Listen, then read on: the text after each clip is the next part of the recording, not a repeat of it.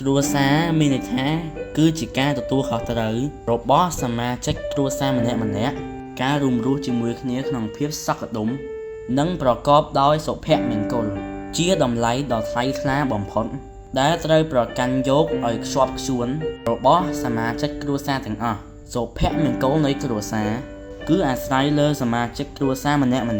ស្គាល់តួនាទីរបស់ខ្លួនជាពិសេសកូនត្រូវស្ដាប់តាមដំបូន្មានរបស់ឪពុកម្ដាយនិងជីដូនជីតា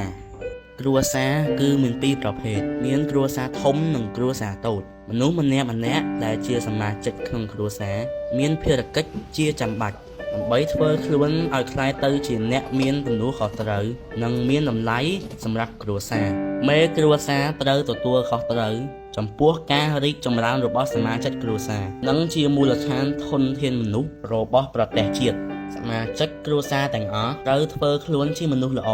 ជាកូនល្អជាសិស្សល្អនិងជាប្រជាជនដ៏ល្អសម្រាប់អភិវឌ្ឍប្រទេសជាតិយើងឲ្យរីកចម្រើនថ្កុំថ្កើងទៅអនាគត